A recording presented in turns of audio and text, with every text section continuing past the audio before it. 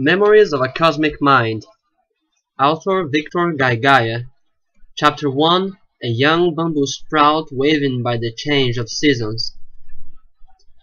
How things came to be, of such could we ever truly be certain? Past, remembered, is not how things truly happen, but just a phantasm of the facts.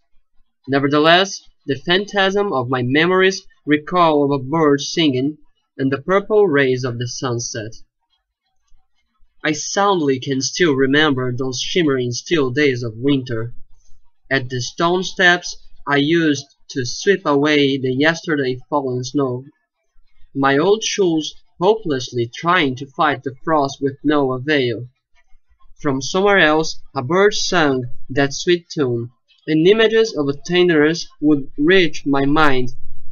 Ah yes, yet I was a girl, despite my maiden's body.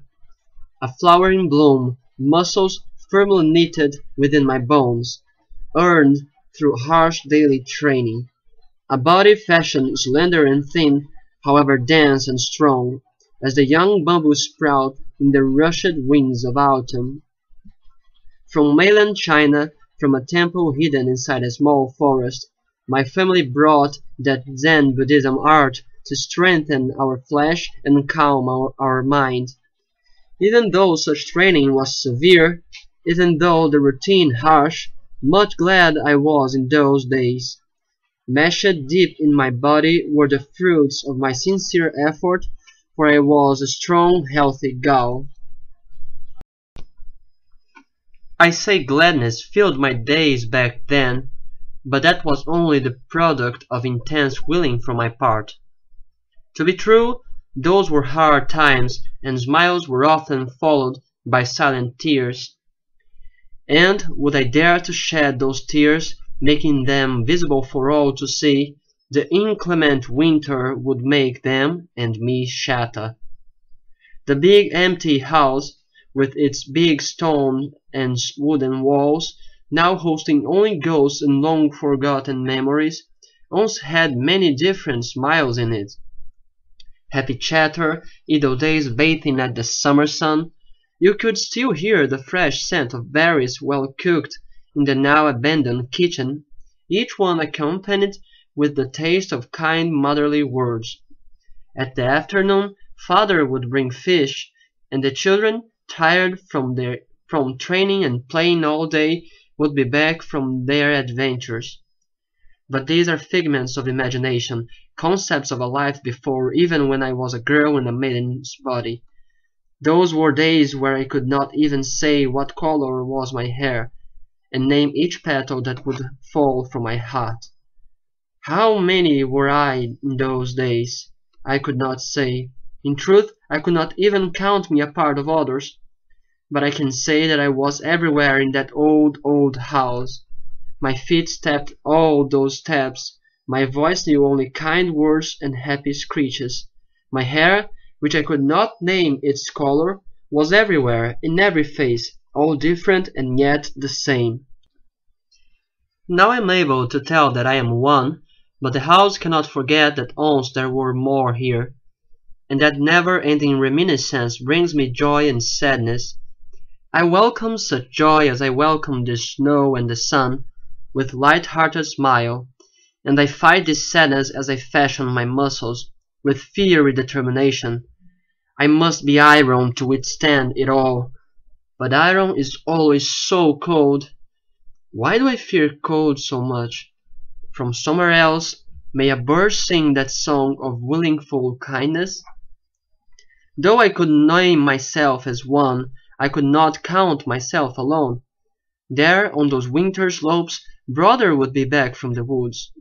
Would he bring game from a successful hunt, or would that be a night of serene hunger, grudging the cold weather? I might ready the fire and prepare the food, or maybe mildly embrace him and say kind, comforting words. No need to be sad for an uneventful hunt, coming back with empty hands to show, because coming back, both legs standing still, with a smile as tender as the spring, was something more than enough to show. Sometimes, when his silhouette was outlined by the drowsing sunset, I could see all the purples of the dusk sky laid upon his hair. Never with less than kind words could I ever greet him, for never less than kindness have I ever felt beholding his figure coming near our forgotten house. Would that be a night of feasting? So we would fill our bellies. Would that be one of hunger? Then we would fill our hearts, sitting next to each other. I would be silently smiling with fulfilled realization. He would giggle aloud by my side, the cutest tune, like a bird somewhat far, although near. Now I am a maiden, and also a girl ridden with fear. Do you remember old stone cut house, when his warm kisses my front would host? When coldness was but a pleasureful scare, waiting to be pushed away by the tender embrace brother always would save for me? And if my form would weaken during training, or my steps and strikes falter, there would he always be to correct my mistakes, to compliment me. Together we guided our life far away from the world, together in our mausoleum of memories and dreams, every day exercising our bodies to withstand the elements, and our minds to withstand the suffering of life. We burned away like cherry blossoms. And I remember to have seen many others, young and handsome as they be, that would grab my fancy and redden my face. Yet, despite how handsome would those be, none would be like brother, for his body was a flower. If Nirvana's thousand-petal lotus did not have him dare to greet me with his placid teaching smile, then Nirvana would not be enough for me. But through nature's inflexible grace, seasons change, and our desires follow them. There was I, a maiden, bones hard as steel, with my mind overbeared with fears. Those fears, I knew them well. They haunted me before, when the house was filled with happy chatter.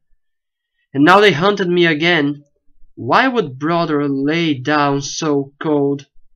My screams rushed my mind, and I knew somewhere else, although I could not hear, a bird was singing a tune. But I also knew that that tune was with a nature strange to kindness, the hot and warm kindness brother and I would be used to burn away throughout those lonely, sorrowful seasons.